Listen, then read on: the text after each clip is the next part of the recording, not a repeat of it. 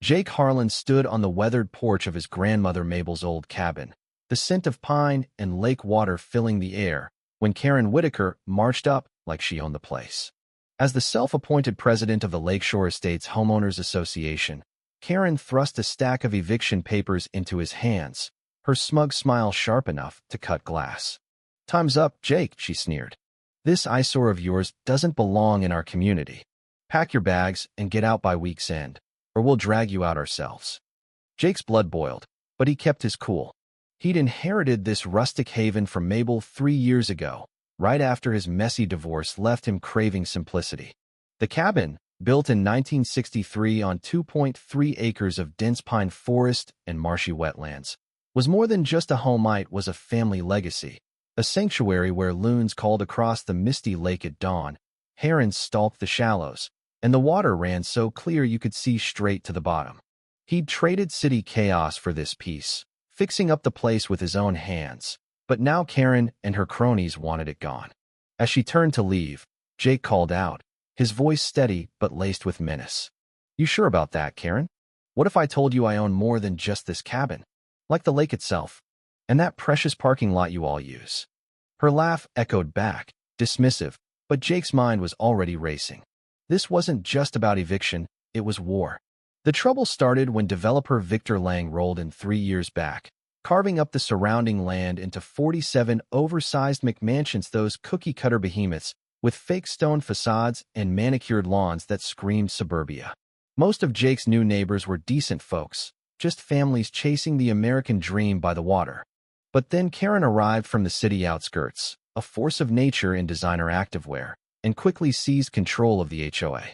She ruled like a tyrant, fining the Thompsons $500 for painting their shed the wrong shade of beige, forcing Mike Rivera to tear down his American flagpole because it clashed with the aesthetic. Whispers spread.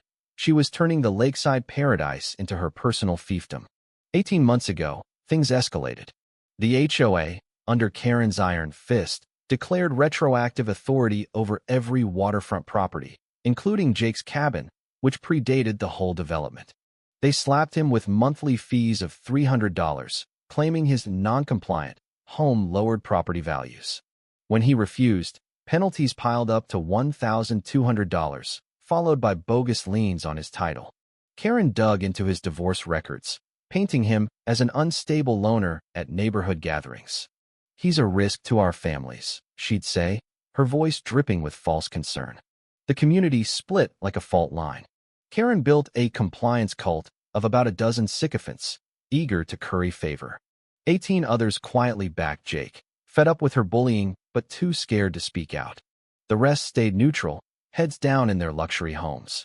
Karen ramped up the aggression, anonymous complaints to code enforcement about his unsafe wiring, gossip at summer barbecues that he was hiding something sinister, vicious Facebook posts labeling him a squatter. She even launched a digital smear campaign, rallying online trolls to harass him. Jake felt the noose tightening. Controversial whispers questioned if property rights even mattered in a modern community, sparking heated debates that pitted old-school individualism against collective entitlement. Determined not to lose Mabel's legacy, Jake dove into research.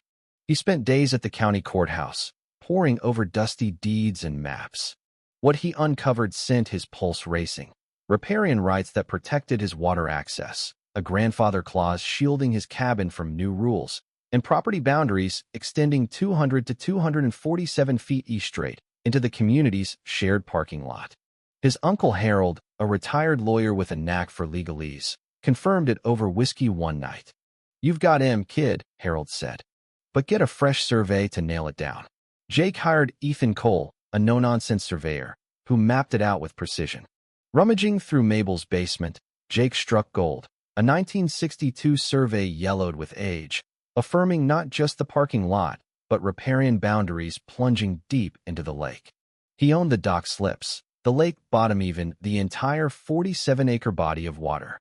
The HOA had been illegally collecting fees for years, over $165,600 from boat slips, access passes, and marina rentals. Neighbors claiming lakefront perks on their taxes that screamed fraud, potentially landing them in hot water with the IRS. Digging deeper, Jake found the HOA exploiting the lake commercially, running a makeshift marina for outsiders.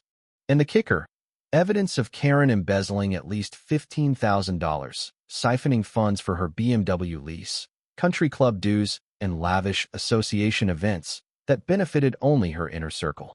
This wasn't just harassment. It was criminal, stirring controversy over whether exposing it would destroy innocent lives or deliver long-overdue justice.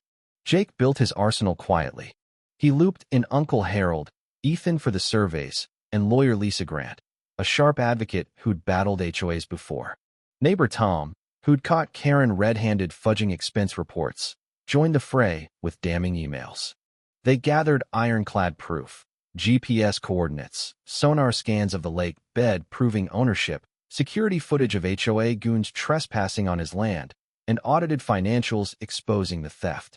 Strategy was key: reveal the parking lot first to soften the blow, hold the lake bombshell as the nuclear option. Jake proposed fair fees for access, turning his leverage into community good, but controversy brewed. Was he a hero reclaiming what's his, or a greedy holdout sabotaging progress? Karen didn't let up. She hired a private investigator to tail Jake, spinning tales of his erratic behavior. Code enforcers showed up unannounced, citing phantom violations. Smear campaigns intensified fabricated threats pinned on him, even involving the sheriff in a bogus harassment claim. Jake countered with facts, his resolve hardening amid the drama, as neighbors whispered about the ethics of her vendetta versus his counterattack.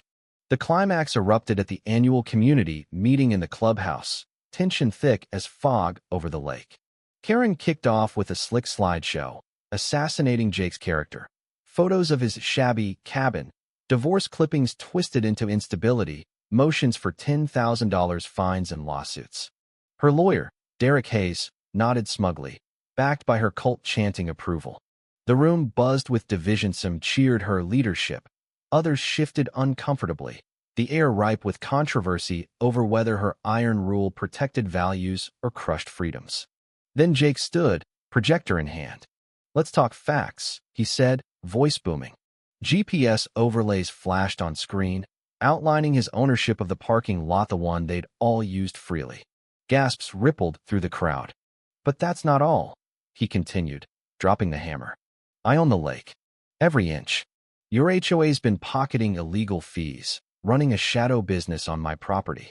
He laid out the embezzlement, the tax fraud risks. Neighbors could face audits, penalties, even jail if the IRS caught wind. Chaos exploded, shouts of denial, accusations flying. Karen's face drained of color, her denials crumbling as evidence piled up. "This is extortion," she shrieked. But the sheriff, called in to mediate, stepped forward, eyeing the documents warily. Whispers turned to roars. Had Karen's greed poisoned the well, or was Jake's revelation a vengeful overreach that could bankrupt families? In the fallout, reason prevailed amid the storm. Jake offered a new deal: modest fees for parking, lake access, and slips, funneled into a community fund for real improvements. No more dictatorship. Karen resigned in disgrace, investigations swirling around her embezzlement. She fled town, her McMansion selling at a steep loss, whispers of her downfall fueling barroom debates on power abuse. The community transformed. A democratic association rose, installing better lighting, a pristine beach, and cleanup initiatives. Jake seeded an environmental scholarship in Mabel's name, honoring the land's beauty. An annual lakeside festival brought folks together, laughter replacing suspicion. Property values climbed, the story hitting local media as a blueprint for taming rogue HOA, not without controversy. As pundits argued if Jake's tactics empowered the little guy or set a dangerous precedent for property wars. In the quiet evenings on his porch, Jake reflected, Mabel hadn't just left him a cabin. She'd armed him with the power to forge a better world from the ashes of conflict. The lake shimmered under the stars, a testament to resilience, sparking endless debates on where rights end and community begins.